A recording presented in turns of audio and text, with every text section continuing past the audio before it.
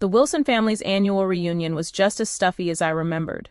The air, thick with expensive perfume and hidden ambitions, burned my lungs. The crystal chandeliers of my aunt's mansion cast a cold, smile-like reflection on the walls, reflected in diamonds, watches, and pompous glances.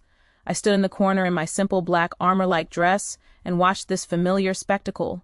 My cousins, like gladiators in the arena, hurled the spears of their achievements, vying for the patriarch's favor.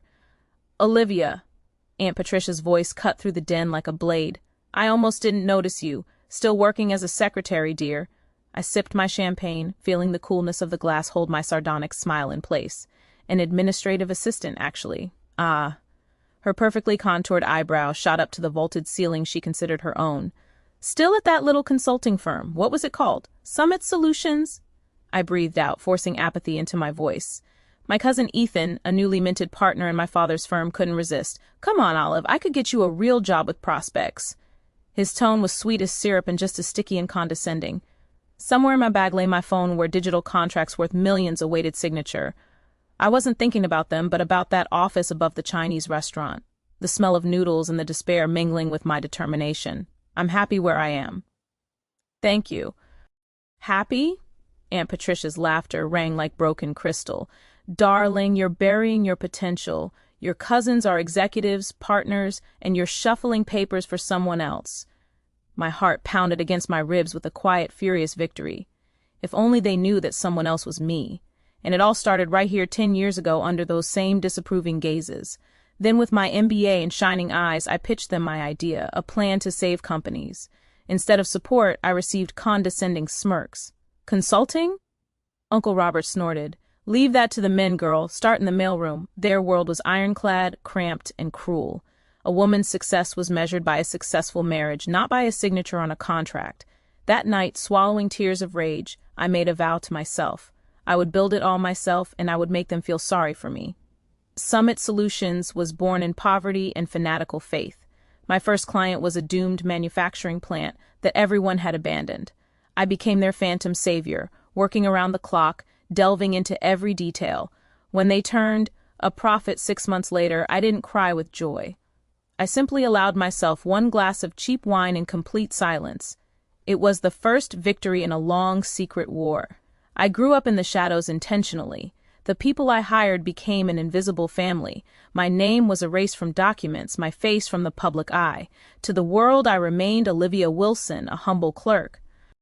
To the growing empire, I was the nameless CEO, a phantom working miracles. And all this time, I watched as the sharks of my family bought up sinking businesses. My company became their invisible nightmare. We snatched the prey from under their noses, bringing them back to life before they became easy prey.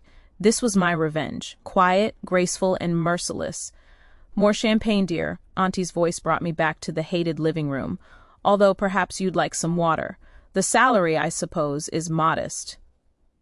I took the glass, my fingers trembling slightly, not from resentment, but from a wild, animalistic desire to shout the truth. "Thank you. And how are things with Uncle's new purchase, Williams Manufacturing?" A shadow flickered across her face. "Complexities, but Robert can handle it." Complexities. That was my salvation plan. The company Uncle had already considered his own was now flourishing under my leadership. His takeover attempt was failing, and Summit Solutions' fee for the operation was so high that Ethan wouldn't earn it in a decade. I heard they hired some firm. Ethan snorted Summit something. "The CEO won't even show his face. He's probably some loser ashamed of his failure." At that moment, my phone vibrated in my clutch. A message from a real assistant, not the ghost I was pretending to be. The words blazed on the screen. "Urgent meeting tomorrow, 9 a.m. Wilson Ventures request discussions regarding merger with Williams Manufacturing. Urgent response. Needed." The words on the screen burned my fingers. I send the invitation twice, and only then did a chilling clarity hit me. This wasn't just a request. It was a letter of surrender. They were admitting defeat. After their failed attempt to acquire Williams Manufacturing, my family was now on their knees begging for a merger, and to do so, they needed the approval of the company's consulting firm, my firm. The irony was so thick you could cut it with a knife. Tomorrow, they'll walk into my office confident in their right to dictate terms. and instead of the ghost CEO, they'll see that same secretary whose ambitions they've trampled into the dirt for decades. Only I won't be standing against the wall with a notepad. I'll be sitting at the head of the desk. And that place will rightfully be mine. Everything all right, dear? Aunt Patricia's voice sounded like the creak of an unoiled door. She caught the shadow on my face, probably mistaking it for annoyance. I drained my glass, feeling the champagne bubbles tickle my throat with anticipation. I gave her a smile that brought a hint of bewilderment to her eyes. Perfect. Actually, I just remembered I have an early meeting tomorrow. I have to go. Oh, are you taking minutes for someone important? Her tone was laced with a sweet, venomous pity. Something like that, I said over my shoulder, already mentally sorting through my wardrobe. Yes, exactly something like that. Only I'll be dictating the protocol.